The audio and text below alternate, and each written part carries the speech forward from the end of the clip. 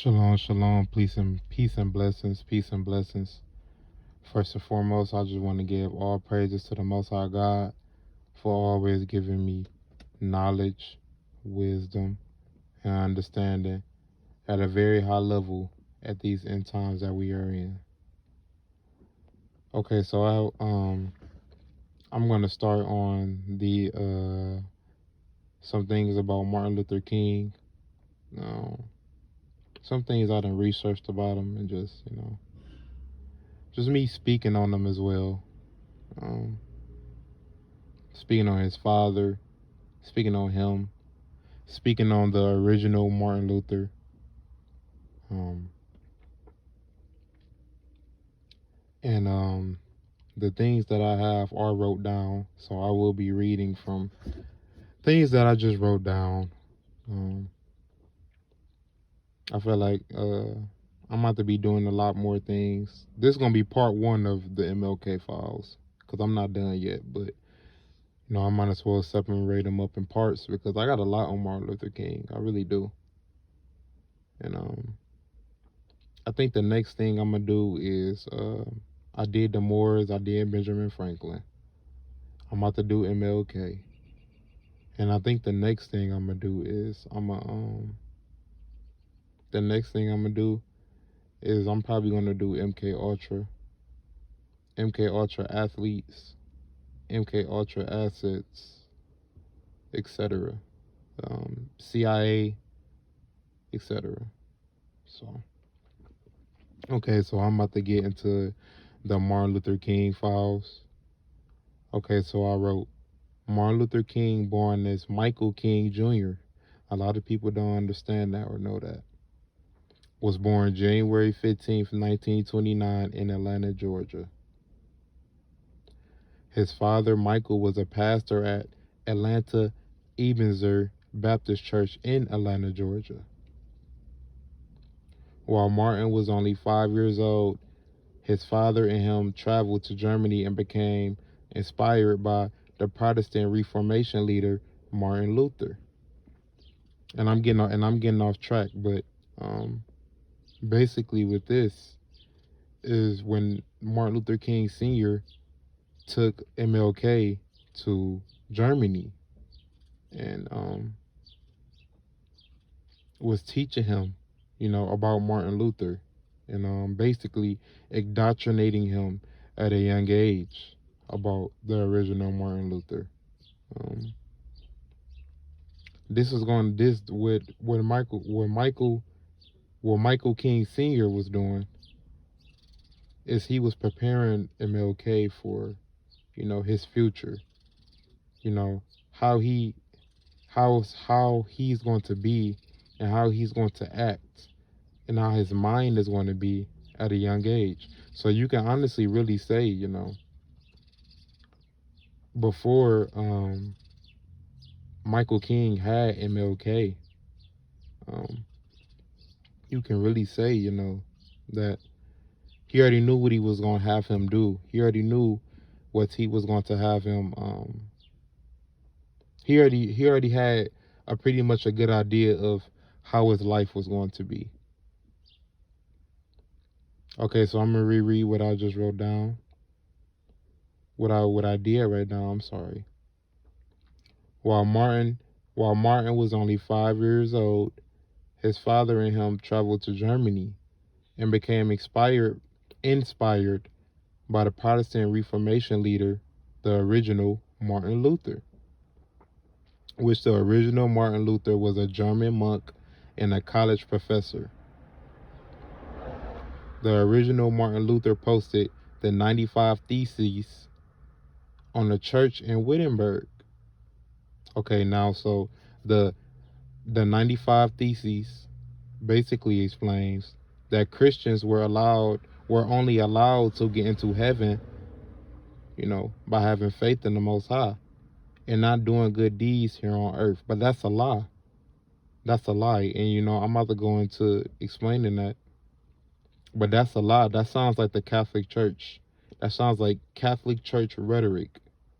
So basically Michael King brought MLK over and he was already introducing him into false doctrines, at a young age, you know. And you can say, well, the original Martin Luther was a narcissist. You can really say that because he probably looked at himself as his own God, you know. You have to do good deeds here on earth. You can't just have faith in the Most High and not have and just you think you about to go to heaven. No, that's not how it works. The Most High doesn't work like that. He didn't write his law like that. This is why he wrote the laws in the Bible for us as humans to follow. That's that do what thou wilt mindset with Aleister Crowley, you know. And that's the mind, and that's really, with society as a whole, the spell that we're under, that's basically what we're under today. Do what thou wilt.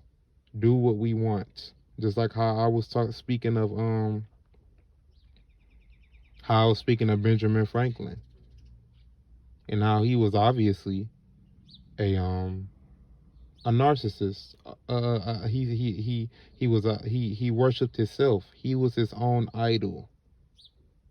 And I explained that in the Benjamin Franklin and the Moors video that I did previously. Okay, so I'm about to reread what I wrote. I say, the 95 Theses basically explains that Christians were only allowed to get into heaven by having faith in the Most High and not doing good deeds here on earth. I say, but I have a counter argument. There are multiple scriptures I can pull from the Bible explaining how good deeds can cover up multiple sins. And Martin Luther says that all you have to do is have faith. I beg to differ. Okay, so I wrote down this scripture right here. I say, Matthew chapter 5, verse 10 through 12 say, verse 10, blessed are they which are persecuted for righteousness' sakes. Exactly. Let me reread that to y'all. Verse 10. Blessed are they which are persecuted for righteousness' sake. So you believing in me, not only in me having faith, but you doing good deeds here on earth, doing righteous things for people, helping people out, following the Most High's laws and commandments while he's here on earth. It doesn't say in here in Matthew 5, 10 through 12, it doesn't say, oh, just have faith in me and you can make it to heaven. No, it doesn't work like that. We have to do hard works here on this earth. And it seems like, a lot of people just don't understand it. We have to do hard work on this earth. And that's this false rhetoric that, these churches are spewing out, And that's what it is. It's this new age Christian ideology, which, that's why everything about to get destroyed here shortly, because we got these pastors in these churches, these leaders that's in these churches. They're not telling the congregation or the body the truth. They're not telling the congregation or the body of the church the truth. Just like back then with Martin Luther. This didn't just start with this generation, my generation, This started before MLK time. This has been in effect for a long, long time. And in my opinion, it's been going on probably since the Catholic Church really took over everything. Started rewriting everything. Started having new laws to everything. That's what it started at. But come on, Martin Luther, the original Martin Luther, he was spewing this out years ago. Years ago. Okay, so I'm about to reread Matthew chapter 5, verse 10 through 12. Blessed are they which are persecuted for righteousness' sakes, for theirs is the kingdom of heaven. Exactly. Excuse me, y'all. That was verse 11. Exactly. Exactly. Or that may have still been verse 10. I'm sorry, y'all. But exactly. Exactly. Let me reread that one more time. Blessed are they which are persecuted for righteousness' sakes, for theirs is the kingdom of heaven. Right. For my name's sake, for my name's sake, for you doing good deeds here on earth, for you believing in me, having faith in me, and you following my law and statutes and commandments to the best of my ability, your final thing will be the kingdom of heaven. Okay, so maybe because I wrote 12 twice, this may be verse 11. I'm sorry, y'all, because I'm not reading out the Bible. I'm reading off stuff I wrote down. It say, blessed are ye when men shall revive you and persecute you, and shall say all manner of evil against you falsely for my sake. Right. So you believing in him, you following his law and commandments to the best of your ability, you are going to get blessed for his name's sake, for doing work here on earth, for sacrificing how other people don't want to sacrifice. That's for his name's sake. That's what it's about. You can't just have faith in the Most High and think you're gonna go to heaven. Basically, what you're saying is, like how Benjamin Franklin said in the last video I said, you should be able to kill and still be able to get in heaven. That's basically what Benjamin Franklin said. Or it's okay to kill, because he was questioning the Most High's word and the Mashiach's word. No, that's just not how I go. We are meant to be hated. We're meant to be hated. Look, MLK wasn't. Martin Luther King, he was maybe hated by some, but he was loved by many. That's not the way. If you are a follower in the Most High and you believe in the Most High, you're going to be hated in this world, because there's really not any believers in the Most High in this world that we are in. Okay, so I'm going to reread verse 11 again. I think this verse 11, y'all. Like I said, I'm not reading from the scriptures. Blessed are ye when men shall revive you and persecute you, and shall say all manner of evil against you falsely for my sake. Rejoice. Okay, this may be verse 12 right here. Rejoice and be exceeding glad, for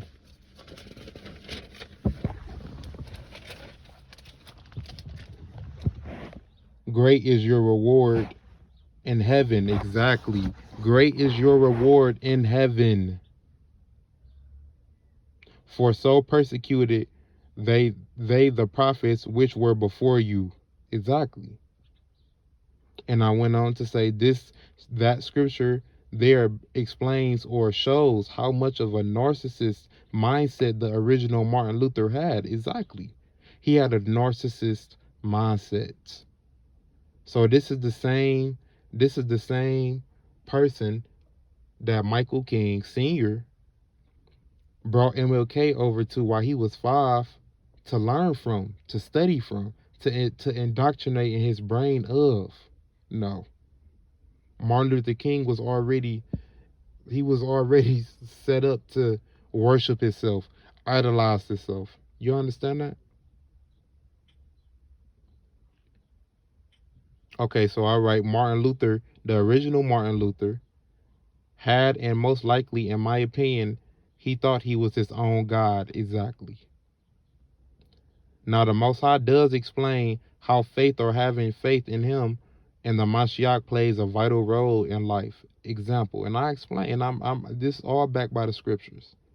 Proverbs chapter 3, verse 5 through 6. Trust in the Lord with all thine heart, and lean not unto thine own understanding. Exactly. Let me reread that to y'all.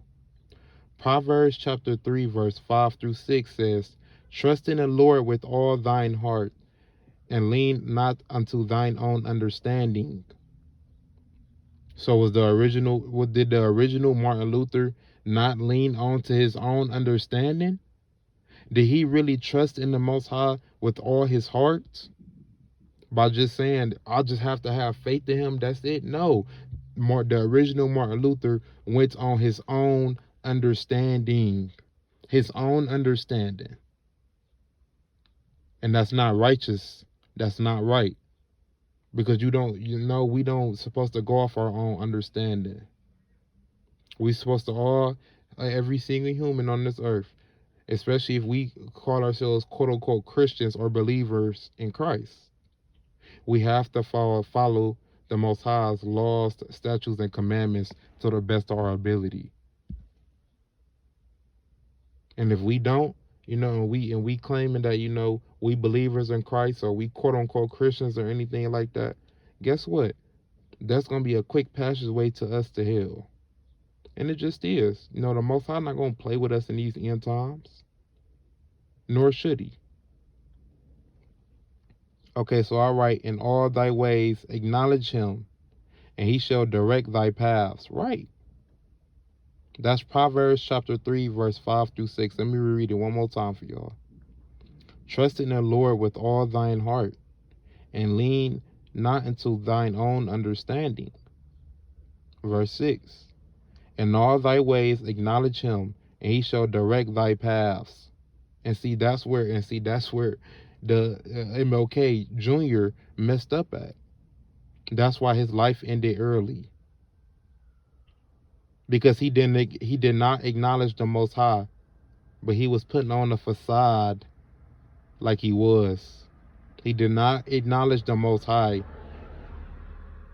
If MLK Jr. acknowledged the Most High, he would have lived a longer life. His own father wouldn't have outlived him. You understand that? Okay, so I say this scripture specifically states that lean not unto thine own understanding, right? Kind of sound like how the original Martin Luther was leaning on how his own understanding. That's idolatry. Praising his own understanding. Stating you don't need to do good deeds just to have faith to get into heaven. That's false doctrine, exactly. That Martin Luther shared in the 95 Theses. And the 95 Theses, not to go off topic, but the 95 Theses is like a major thing here in society today. That a lot of people don't understand that they are following it. Well, we all know the Catholic Church is following it, but a lot of people is following this subconsciously here in today's society. A lot of people are. And a lot of people don't even know what the 95 Theses is, but they're following it. Like the Most High said, my people will be destroyed for lack of knowledge. It's just quite that simple. Okay, so all right, so this is the same man that the modern day Martin Luther King named himself after. It shows the mindset the original Martin Luther had. That made me ask myself, why did Martin Luther's father introduce him to false doctrine at a young age? While Martin Luther King Sr., or Michael King Sr., was on his trip with Martin Luther King Jr., in 1934, they both attended a Baptist World Alliance meeting. A Baptist World Alliance meeting.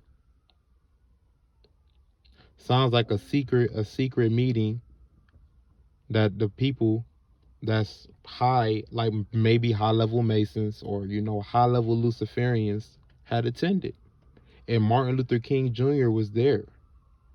Although the meeting was in Berlin, King traveled to Rome. I'm talking about Senior. King traveled, and Junior. King traveled to Rome, Egypt, Jerusalem, and Bethlehem. Now, in my opinion, Martin Luther King Sr., like I said, was indoctrinating Martin Luther King Jr. into different philosophies at a young age. While in Germany, Berlin, Sr. witnessed the beginning of Nazi Germany and Adolf Hitler. Right, think about that, y'all. One of the biggest narcissists to ever, live on this earth was Adolf Hitler. And this is the same brother that Michael King had, because obviously, during that time, obviously Michael King Sr. had to been telling Martin Luther King Jr. about, Adolf Hitler and the Nazis. So Martin Luther King was already filled with that idolatry mindset. Him being his own God, him seeing or him seeing himself as a leader of many. He was already introduced to that at a young age, and it kind of makes me think that I have no evidence of this, but allegedly Michael King Sr. had to been a high level Mason. It's quite that simple. Because why were you invited to the Baptist World Alliance meeting? This is the whole world. He obviously was a high level Mason. Don't forget, he was a pastor. He was a pastor at the church in Atlanta. So he obviously was a high level Mason. Also, I have to mention that Martin Luther King Sr. was a part of Omega Phi, which was founded by Frank Coleman and or co-founder at Howard University, which Howard University is, it explains for itself, but that's obviously that's an MK hub, an MK Ultra hub. And do I think Martin Luther King Jr. was a MK asset? Yes, no doubt about it. And Michael King Sr. was his handler, was one of his handlers, was one of his beginning handlers, was Michael King Sr. Okay, so let me reread what I said. Also, I have to mention that Martin Luther King Sr. was a part of the Omega Phi, which was founded by Frank Coleman and or co-founder at Howard University, which in my belief is a school that indoctrinates you to a certain Luciferian beliefs and is known to have many MK or Monarch program assets. To name a few: Chadwick Boseman, P. Diddy or Sean Combs, Taraji P. Henson, all brought up under severe mind control programming. I have no doubt in my mind about it. I have no doubt in my mind that Taraji P. Henson, P. Diddy, Chadwick Boseman, the brother that died, and I'm speaking on MLK too, they all were brought up under mind control programming. They all were MK assets. Their lives were scripted at a young age. Like I just said, Michael King Sr. brought him up at age 5. At age 5, he brought him up to Germany. Come on, man. Come on. He obviously was indoctrinating him into what he wanted him to be as he got older. No doubt in my mind, Martin Luther King Jr. was an MK asset. Now, do I think okay, so I wrote, now do I think that Martin Luther King Jr. was brought up under MK Ultra programming? Yes, I do. I say while Martin Luther King Jr. was growing up, he lived on Auburn Avenue, home to formerly Black Wall Street, in the country's most prosperous black businesses and churches. Right. Michael King had money. Michael King was a high-level Mason. He was a high-level Mason. So so Martin Luther King Jr. had a great upbringing. He was a high his father, I'm speaking of, his father was a high-level Mason, and or he may have been a Luciferian, who knows. Okay, so all right, so Martin Luther King Jr. had a solid upbringing, and also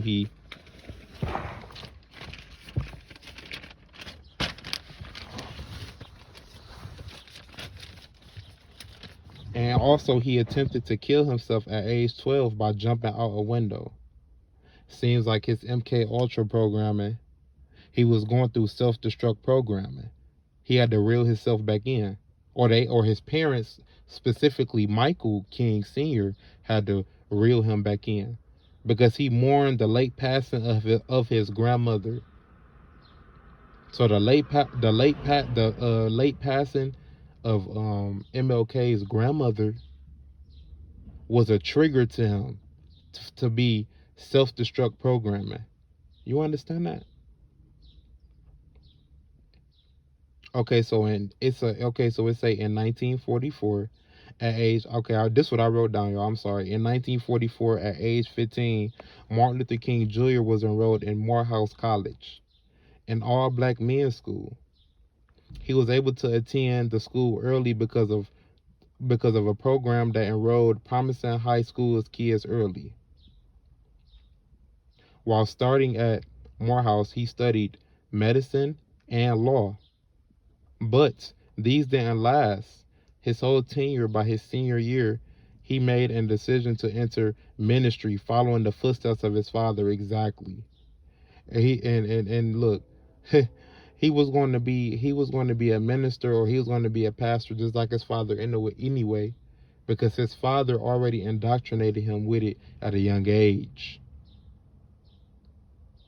I.e. going over to Germany at 5 years old, looking at Martin Luther, or the original Martin Luther, not looking at him, but studying him. That was obvious he was going to be a minister.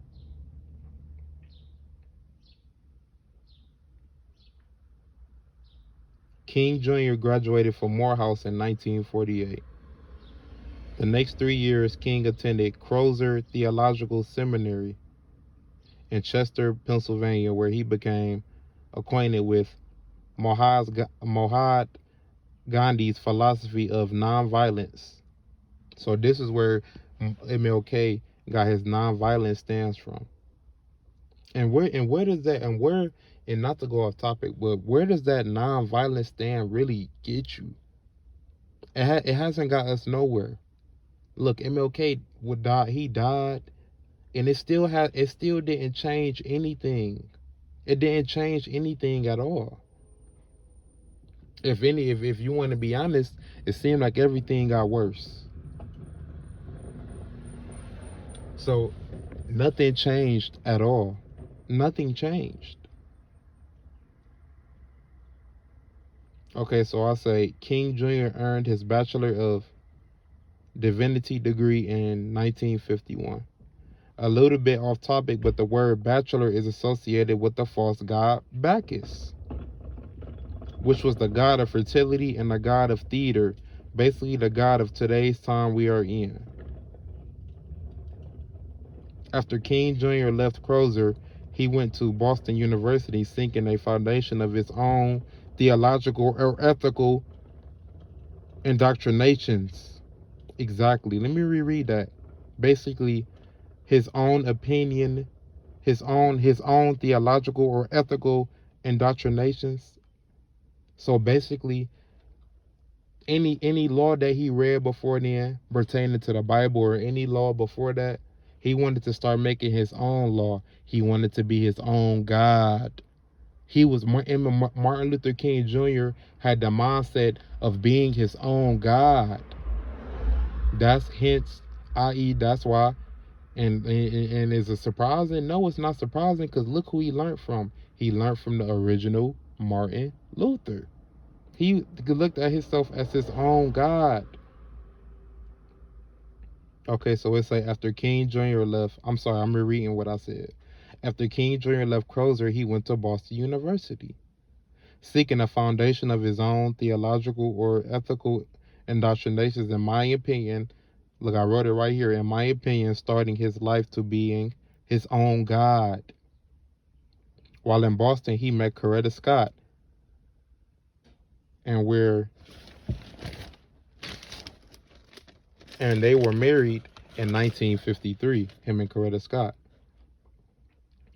King Jr. was a pastor at Dexter Avenue Baptist Church in Montgomery, Alabama, After the year, Rosa Parks refused to surrender her seat as she was arrested for violating the city's segregation law. Activists formed the Montgomery Improvement Association and chose King Jr. to be the leader. 1 year after King Jr. moved him and his family back to Atlanta after Montgomery buses were desegregated, King Jr. organized the SCIC, or Southern Christian Leadership Conference, giving him a platform to speak on about religious and civil rights issues. In 1959, him and his party were warmly received by India's prime minister about his inspiration of Gandhi, basically his non-protest and peaceful protest. I said non-protest. I meant to say peaceful protest or non-violent protest. In my opinion, having peaceful protest is a form of still bowing down to the current structure of society, because there was never an end game or solution to any of the protests. Exactly. There wasn't an end game. It was no solution. We can peaceful protest all we will. We can say, "Oh, we don't want it," or we don't want this to happen anymore. This isn't fair to us. Look, there was no action behind it. There was no solution about it. This is why we in the times we still in. Speaking of us, quote unquote, blacks. This is why we are in the time that we still in. Because these quote unquote civil rights people that were, leading us, i.e. Rosa Parks, Malcolm X, MLK, yeah, they said great things. Don't get me wrong. The speeches they said were great. But listen here, there was no end game to what they had. There was no end game. There was no solution to what they had or what they said. It wasn't no end game, and it's just quite that simple. Okay, so now I want to start getting into Martin Luther King Jr. personal conduct. While King Jr. lived in Memphis, Tennessee, he attended a Negro Baptist convention with King Jr. had knowledge some of the ministers arranged to rent from some families. So he basically started his own housing program. From the church's apartments were needed for he actually told the people that rented out that the church's apartments were needed for, sometimes mediation. But actually, they were being used for drinking parties and sex orgies So MLK was using his housing project that he owned. He was using the people that in the church. He was using their rooms for drunk parties and sex orgies. Like, that shows the type of person that Martin Luther King Jr. really was. Why use them people like that? Lots of them say it's for mediation, but you up here having sex on these people's sheets, sex on these people, y'all having orgies and stuff in these people apartments. That's not right. Is that a man of God? The MLK considered himself a man of God. Was he really a man of God? No, he was not. Like I said, he looked at himself as his own God. During the convention, King Jr. became so intoxicated that he caused a scene in his housing project. Also, because he was unable to find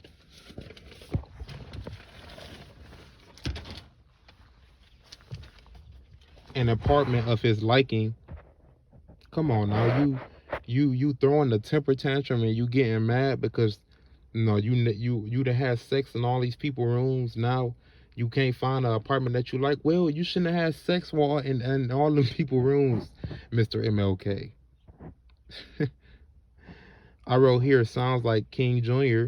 was a heavy drinker, and it almost jeopardized his image and social movement on various occasions. When King Jr. was having these sex orgies, multiple witnesses stated that they seen naked girls running up and down up and down the comments in King Jr. hotels where they stayed and where they stayed and brung in white prostitutes. So this man was supposed to be a man that just strictly was on the man of people of color, quote unquote blacks. But this man bringing up white prostitutes in from down his room, they running naked, and you know. So it really, MLK spewed nothing but lies, nothing but lies. And behind closed doors, he loved the white man. He loved the white woman. He bowed down to the white man. He bowed down to the white woman. He got on his knees for them. And it's that simple. It's quite obvious. Okay, so I'm almost done. Okay, so I'm gonna reread that so y'all understand what I said. When King Jr. was having these sex orgies, multiple witnesses stated they seen naked girls running up and down the condoms. That I don't. It's not condoms, y'all. I'm sorry. My handwriting, I was writing so bunched up together. Basically, the rooms that they were in King Jr. hotels, where they stayed and brought white prostitutes to their rooms. Okay, so this is my last one. This is just part one. Bayard Rustin, one of King's advisors, was one of the witnesses to explain these stories. Okay, so this is the last of it. So Mr. Rustin, in my opinion, was sent to observe King, to be a handler, to be I think Mr. Bayard Rustin may have been an MK, one of Martin Luther King's MK handlers as well. Allegedly, everything that I'm saying in this video is alleged. Okay, so I wrote this, my last sentence. Mr. Rustin, in my opinion, was sent to observe King Jr. and acting as his handler by the CIA or FBI, because the CIA and the FBI were secretly, which I don't think they were secretly recording King Jr. He knew that they was recording him, but they were recording basically anything that he did, which it makes sense. So this, like I said, this is part one. I have so much more on Martin Luther King Jr. I have so much more, but this is the type of person, that us as coloreds, or us as blacks, quote unquote blacks, look up to in society still. But look what type of man he really was. Look who he learned from. He learned from the original Martin Luther. Think about that. So is this a person that believed that, he's his own God? Is this a person that we really need to be looking up to? Or should we really look up to, who we really supposed to look up to? That's the Most High and his son, the Mashiach. So like I said, this is just part one, brothers and sisters, on MLK.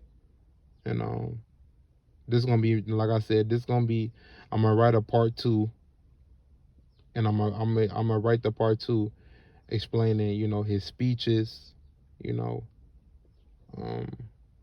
other different aspects of it, of MLK life. But Mr. MLK, Mr. Michael King, that's his name, Mr. Michael King Jr., he had a very, very interesting life.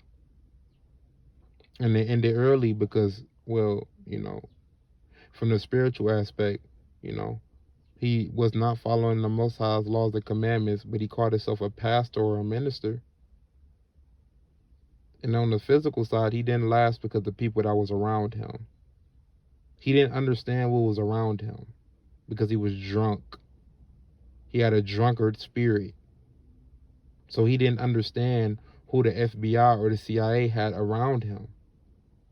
He had people around him that he thought he could trust, but the whole time they wanted him destroyed. And you being a drunkard or a drunk, you're not going to understand that, because You have demons. You have demons on you.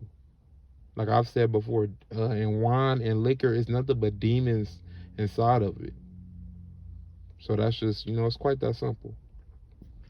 All right, brothers and sisters. Other than that, I'm gonna let y'all go. Um, I hope y'all have a blessed day and a blessed have a blessed day, y'all, and just have a blessed evening. And I understand times is hard nowadays, y'all, but keep y'all heads up, keep y'all heads on the swivel. It's a lot of betrayal going on, a lot of people betraying people. It's a lot of snakes out here. It's a lot of people that just smiling in your face, but they want y'all spots the whole time. Just like MLK, the people around him wanted his spot. They wanted him dead. So, all right, brothers and sisters. With that being said, shalom and peace.